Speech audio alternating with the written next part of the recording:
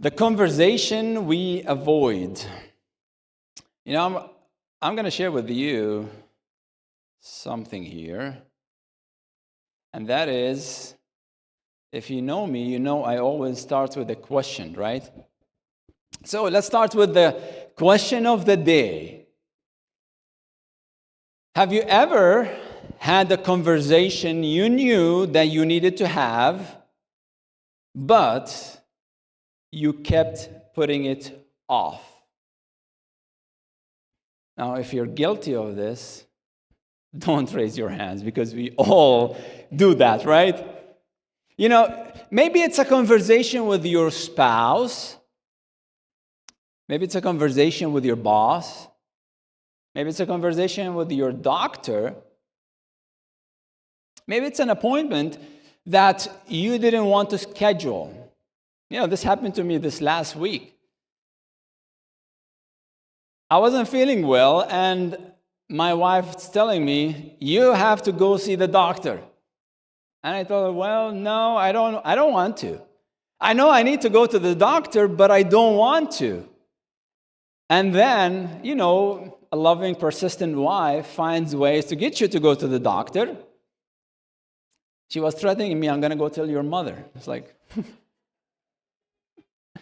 but she found a way to get me to go to the doctor, and I'm thankful for that. But there's always these kind of conversations we always try to avoid. We try to put to the side. We knew that these conversations matter. We knew that they could help us, but we avoided them. Why? Because they're uncomfortable. That's why we've been avoiding them. They're uncomfortable. I don't want to have to deal with this. Imagine one day you go to the mailbox, you found a bill that you've been expecting from a certain company, and you just leave it there because, guess what? I'm not ready to open that right now. Well, just leave it there for now. I'm not ready for this conversation.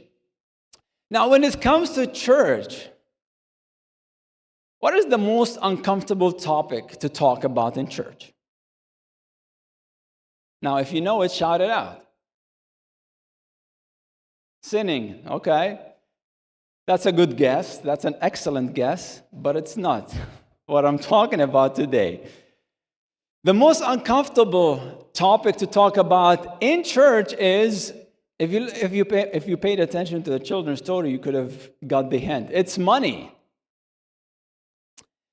So let me start with something very, very honest. We don't like to talk about money, especially in church, right? But we think about money all times. Because money shows up in every day of our lives. It shows up in our stress. It shows up in our decisions. It shows up in our discussions. It shows up in our marriages, in our plans, in our prayers. And here's the tension. We avoid talking about the very thing that often controls us the most. Now, if you think money is not important, hey, empty your bank account and just give it to someone else, and let's see how's that going to work for you.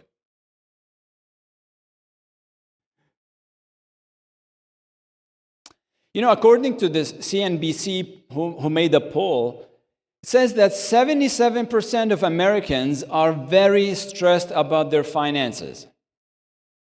This means that most of us here today are stressed about our finances.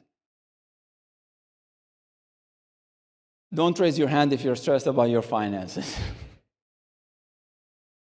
We're all stressed about our finances, right? So even though we know that talking about it will help us, most of the time we refuse to talk about money. So today, I want to do something different, because today we're going to lean into it. We're not going to run away from it. I'm not trying to make anybody uncomfortable today. That's a disclaimer. I'm not making you uncomfortable with this uncomfortable conversation, but I want to bring clarity. I want to bring freedom. I want to bring truth into your life. Because When we understand money the right way, God's way, it stops being a burden and it starts becoming a tool. So today we're going to stop running from this conversation. We're going to bring the light and flash it into the corner of our life where we don't want anybody to look at. Right? I'm not saying bring your bank statements and just come here, let's discuss things. No. But money matters because it matters to us. So today we're going to look at God's view of money.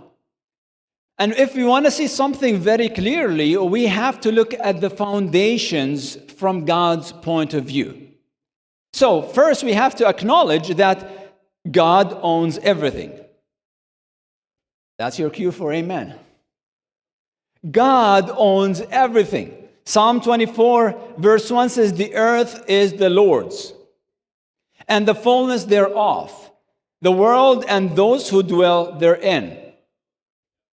Now let that settle for a moment. Everything you owe, or everything you own, everything you own, not everything you owe. Everything you own, everything you have, everything I have, it all belongs to who? To God. 1 Timothy verses 6 and 7 says, "But godliness with contentment is great gain." Why?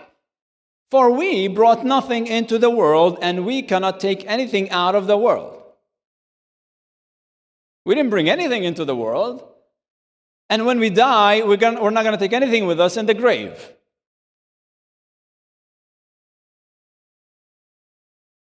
This means, technically, you own nothing, or you own nothing.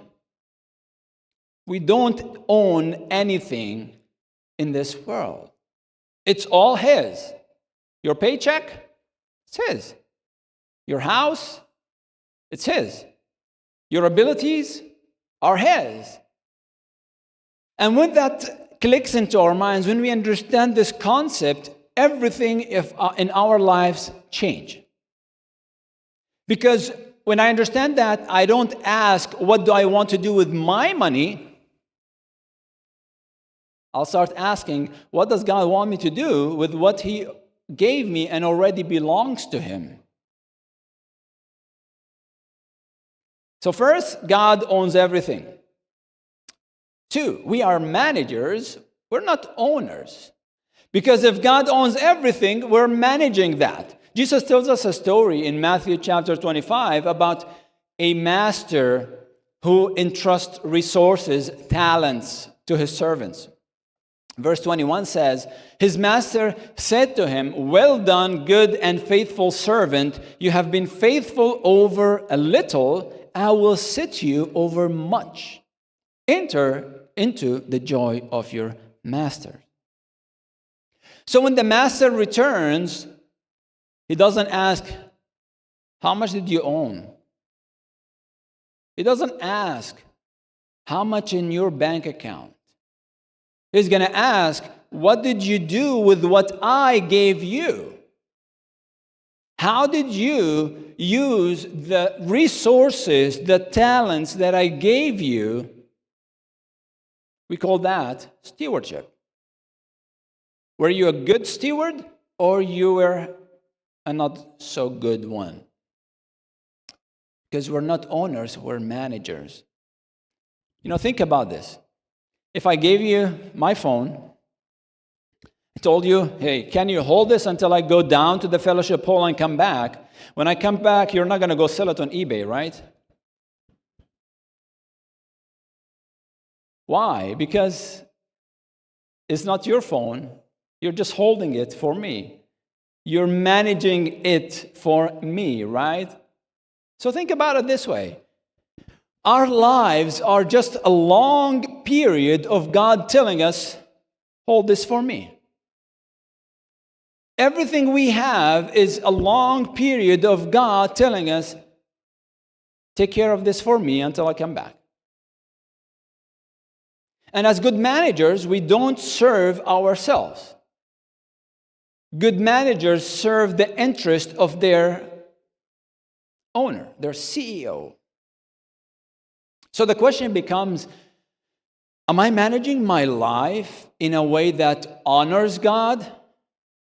Am I handling my money in a way that would make Him say to me, well done?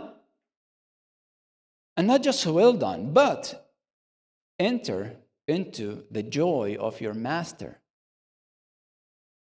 If you read in that story and you continue till the end, you're going to see what happens to the not so good manager. He says, throw him out. Throw them out. And we don't want to be in that situation. Number 3, God's people are generous. When we look at the early church in the book of Acts, we see something very interesting. We don't see hesitant giving. We see radical generosity.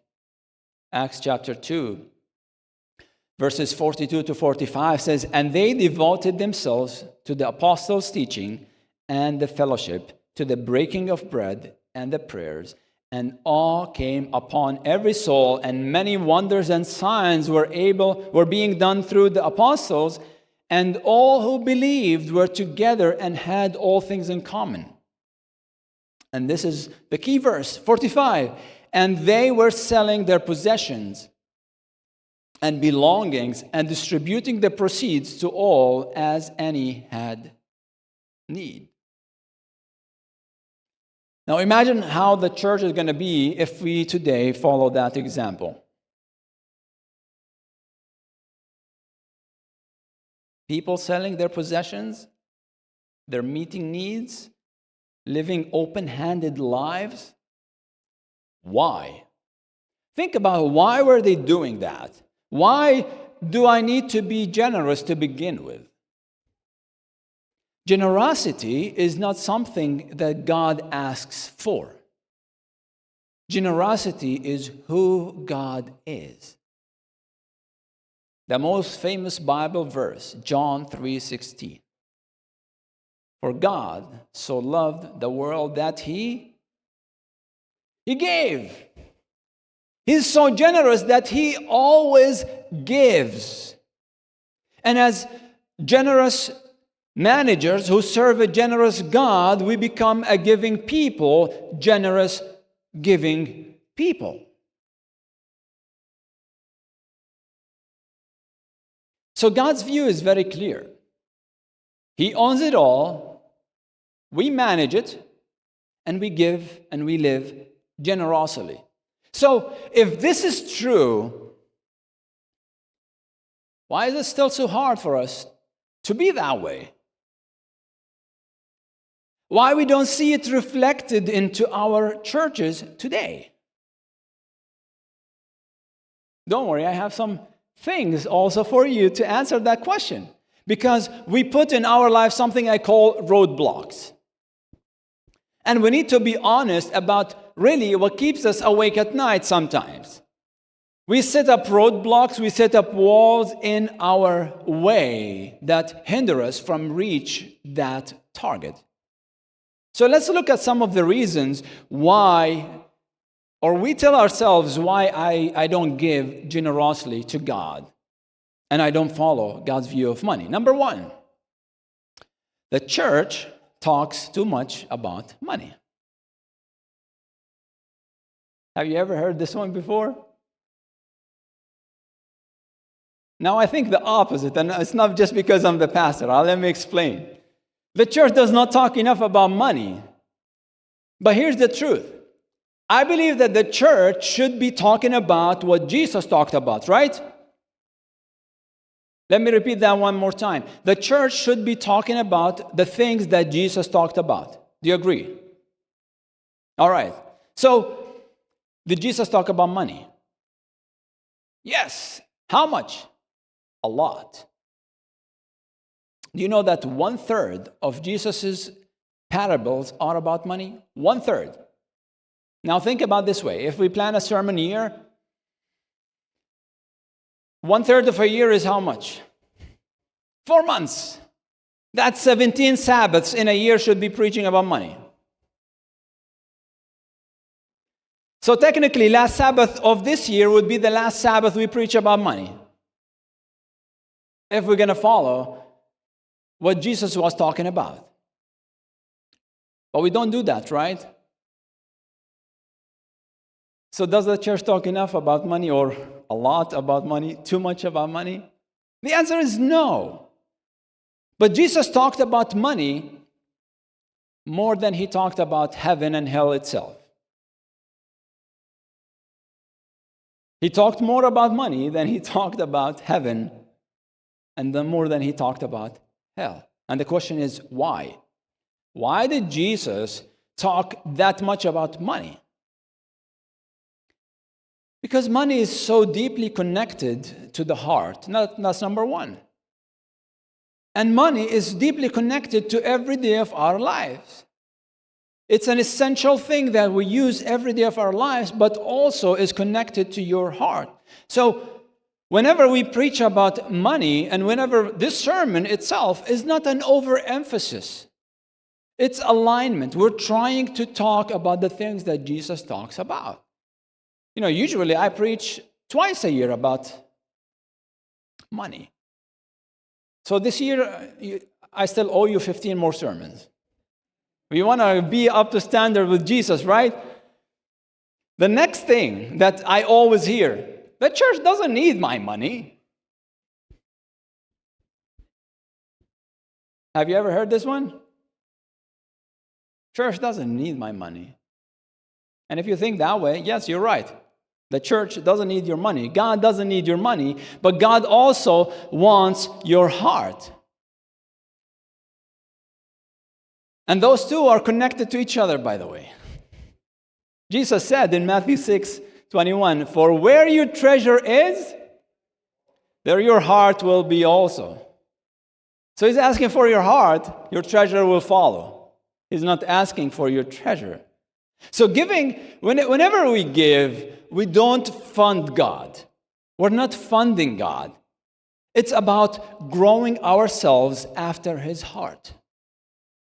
Now, think about this. How many of us here today were blessed and ministered to by this church? Just raise your hand. I want you how many of you been blessed by Wyoming Valley Church? How many of you were ministered to by Wyoming Valley Church? Now, that's most of us. Great. Now, if you said yes, I want you to understand that somebody gave their tithes and offerings to provide this church for you and me. Somebody gave their tithes and offering money for you and I to be blessed with this church. I look around this room and I'm so grateful because we have pews to sit on, we have projectors, we have sound system, we have heating that keeps us hot and cooling that keeps us cold. We have a lot of things that we are so thankful for, and we have that because somebody gave toward that in the past. And that person didn't give to a budget. That person gave so that we can be here today. And whenever we give, we get to do the same for the person who hasn't walked into the church yet. So yes, the church doesn't need your money, but the people who come to the church need the ministry of the church. So when we give to bless other people who come to the church. We don't give just to pay bills, even though that's still an essential thing. Another thing I hear a lot is, I can't afford to give.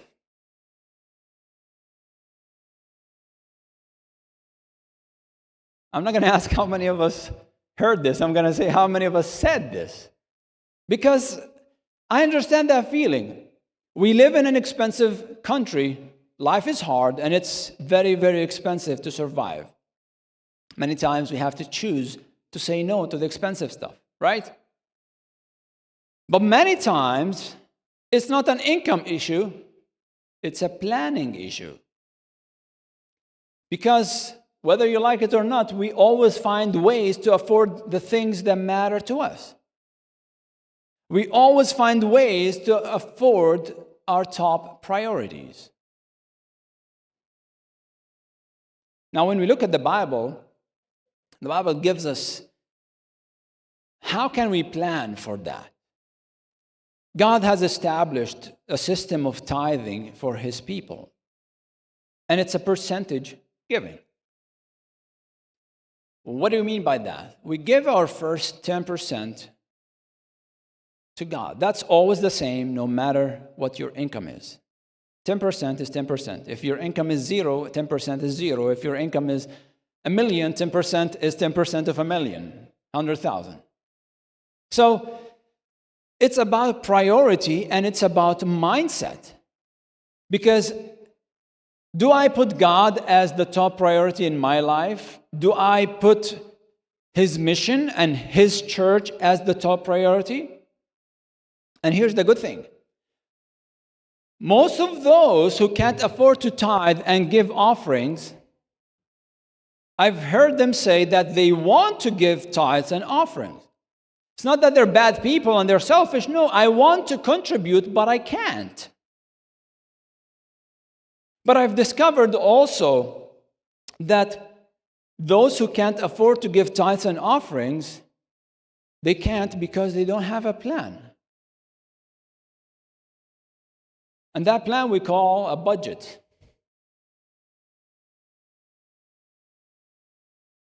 So the question is not, can I afford it? The question is, have I decided it matters? Have I decided that I want to do it? So if giving something you want to do, maybe it's a problem of not income, but it's your planning, and I'm going to talk about in a little bit. Number 4, and that I call the big elephant in the room. The pastor just wants money.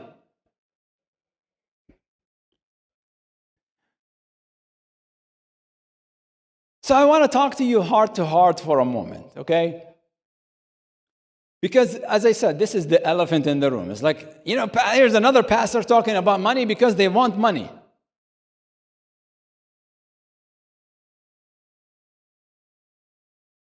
Here's the thing. I don't want something from you, but I want something for you.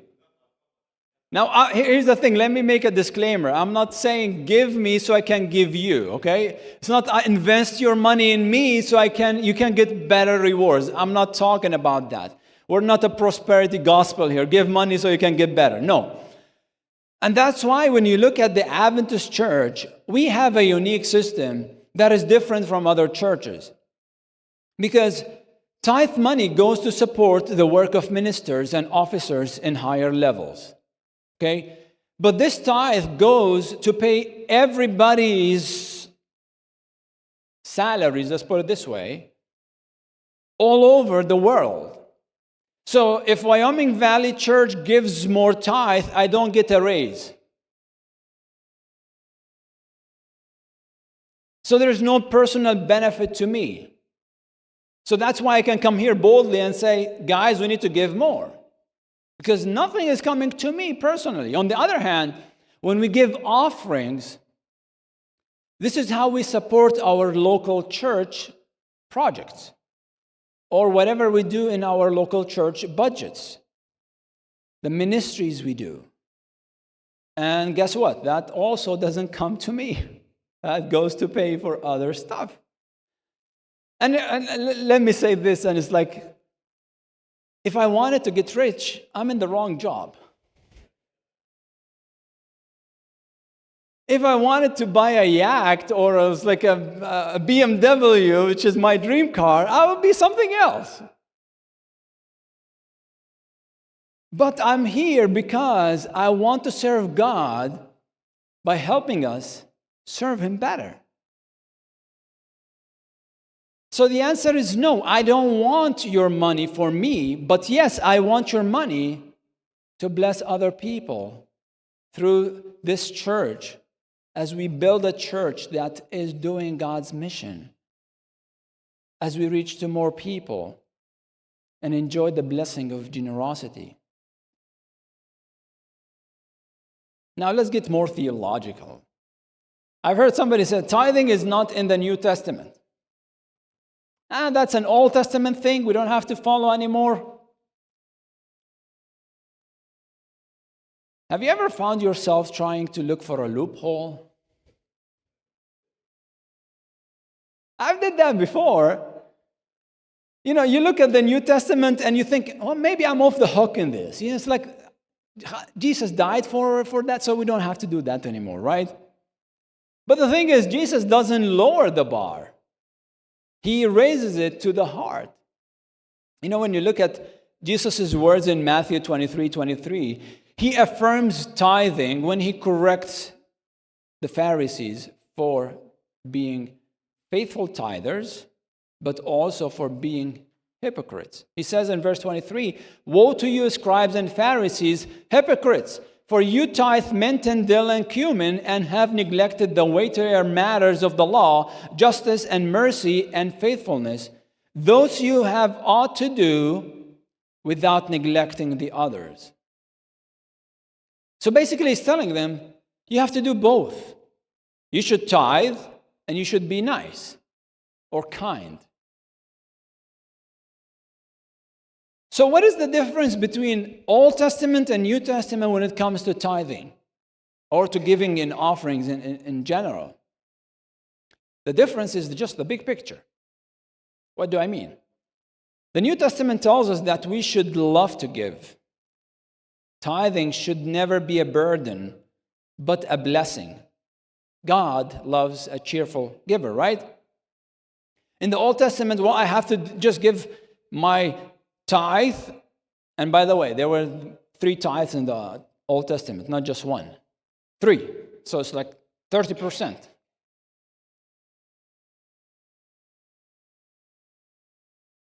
Now we want to be in the New Testament. We don't want to be in the Old Testament, right? I don't want to give 30%. But there are 3 tithes in the Old Testament. We just love to focus on 1, which is fine. But in the New Testament, I don't do it because I have to. I do it because I want to. And the last one, I'll give when I have more.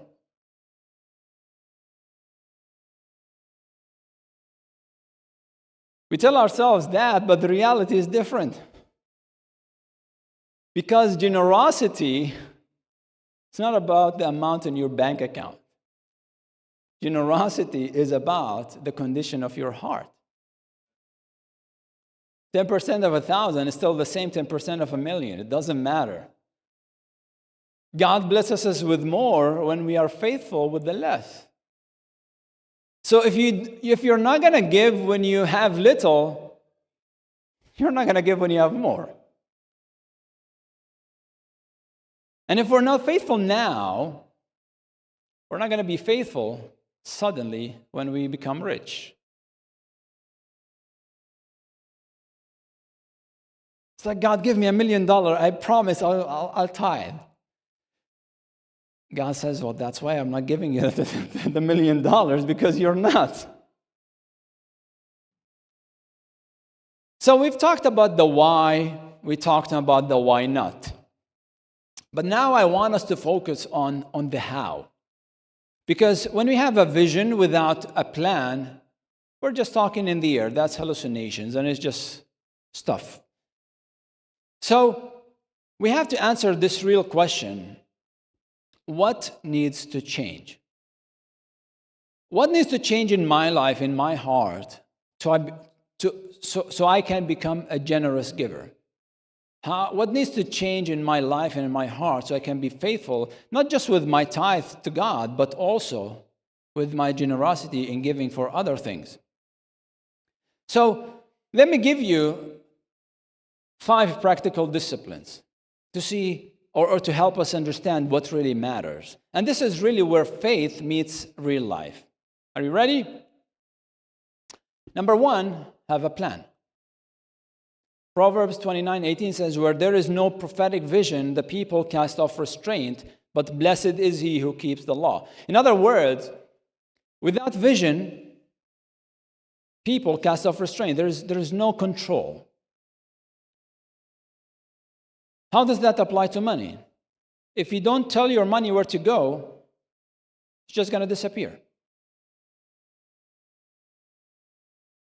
So we need to have a plan. We need to have a budget. Many times when we think about a budget, we think it's about control as a negative thing. But guess what? A budget is not restriction. It is a direction. It's saying, this is how I'm going to honor God with what He has given me. So a budget helps you prioritize your needs and align spending with values. It gives purpose to every dollar you spend, making sure that your decisions reflect your goals and priorities. Even a budget helps you know that you can have enough money till the end of the month, right? Do I have more days than money to live my life? That's why we need to have a budget. Number 2, get out of debt. Proverbs 22:7 says, the rich rules over the poor, and the borrower is a slave of the lender. Slaves don't have options. They just do what they're told. They're stuck. Slaves keep the job they hate to pay the bills they owe. Because debt limits your freedom. It limits your options. It limits your ability to be the generous giver, because it's hard to give when you barely can pay your bills, right? You can't live an open-handed life when everything is already owed. And I'm talking about car payments, student loans, credit cards. It's like, that's the trap that, it's like, when I first came to this country, it's like, it's the first trap, the first shackle they put around your, you can't even buy a car without a credit score, right? You can't even do anything without having a credit score, because everybody in this country buys things by loans. I don't think very, very few people who can afford to buy a brand new car cash. Very, very few people. So anything you need to do in this country, you need to have what? Credit score. And that's the first thing that they put on you so you can fall for the system. And once you're in, it's just like a snowball. You start with the first credit card, you max it, you have to pay, so you get another one to pay the first one, and then you keep going on and on and on and on. That's why we need to have a budget. A budget is your roadmap to freedom. You want to track your expenses. Identify areas where you can cut back so you can put more money toward paying your debt. I know I'm going to sound like I'm doing a financial peace seminar right now, but these are practical stuff that we need to learn about. If you have debt, the experts say, and this works all the time, focus on the smallest debt you have. Pay that first. From small to big. Once you get one off, you feel that you've done a great thing. So I have 5 more cards to pay. You get another one, I have 4. You get one, and this is how you go from being stuck in this loop into being free. You'll gain momentum, you get confidence, and this will help you to become more generous in your life. So if you feel like you're a slave to your bills today, hear this: God is a deliverer.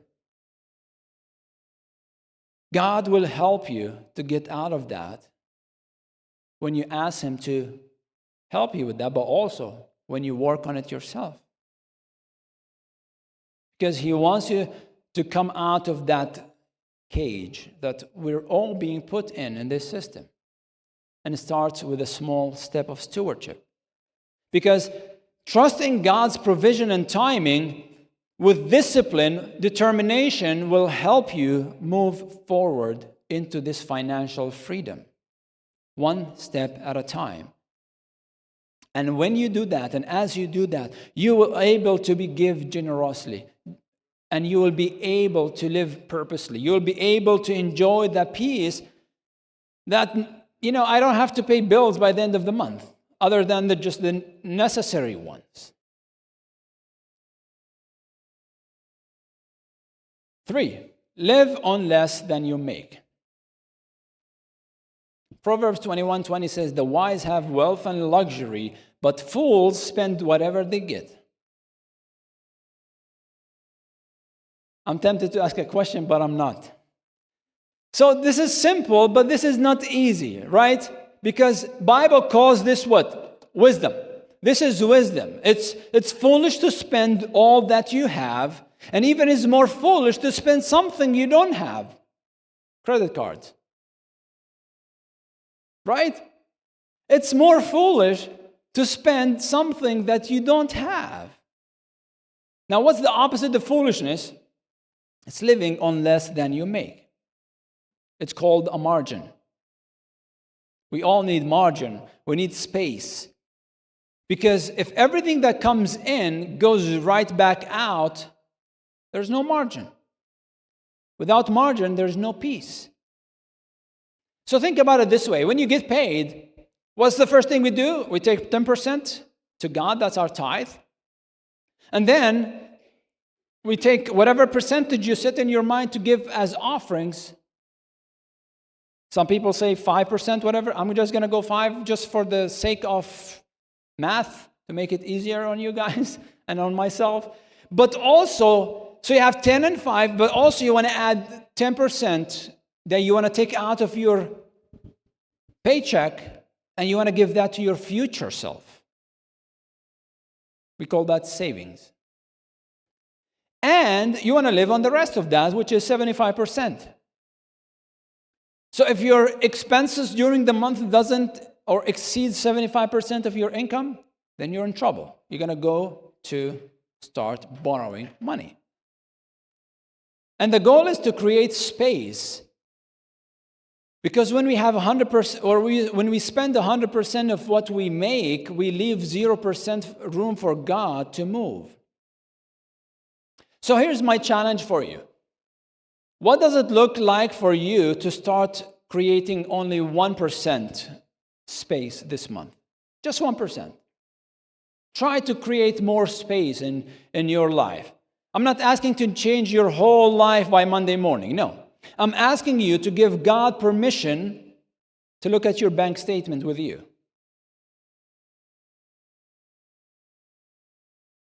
Give him the permission, to look at your bank statement and help you.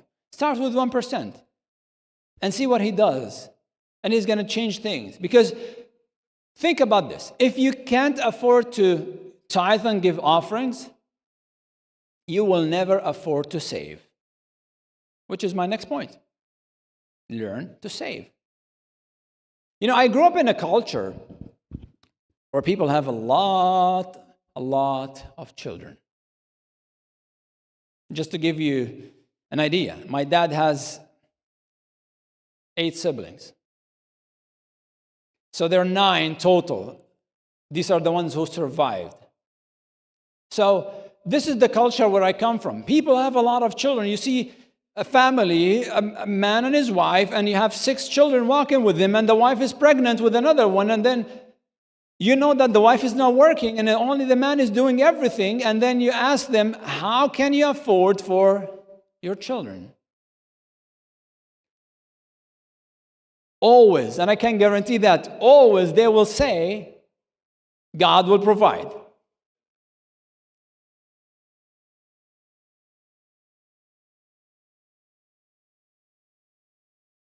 Always, God will provide. And I'm not saying anything bad toward that. Yes, God will provide. I love that faith.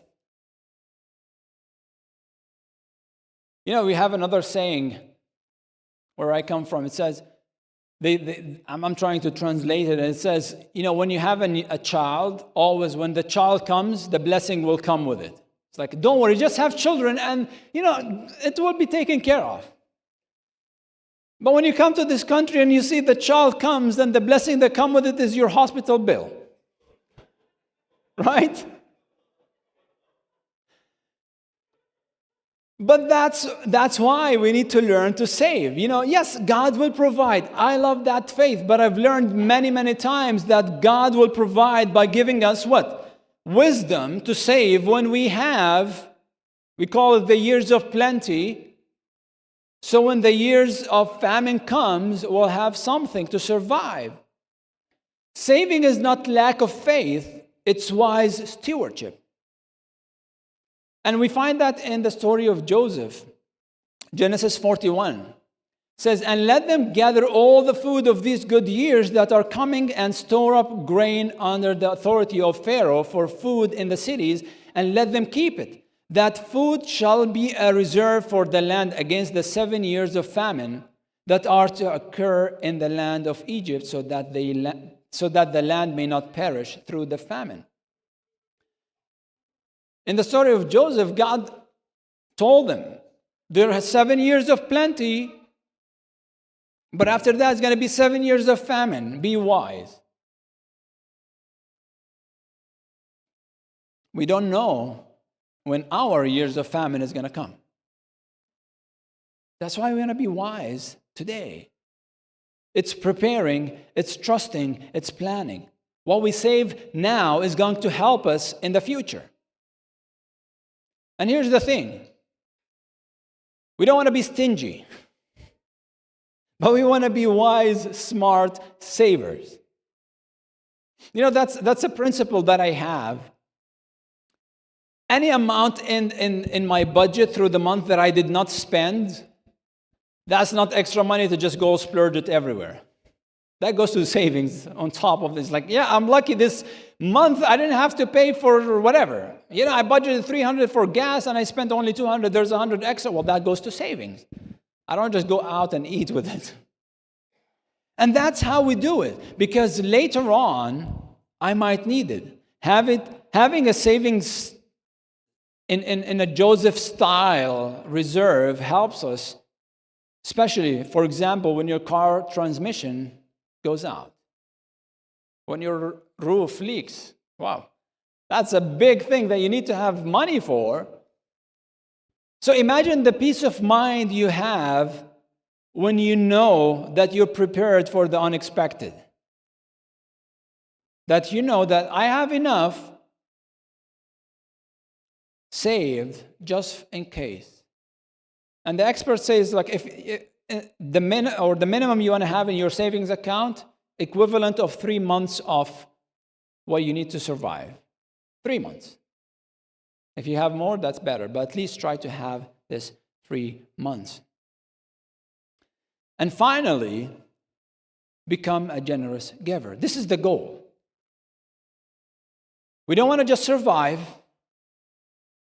We don't want to just manage, but we want to thrive and we want to live generously, because generosity changes us.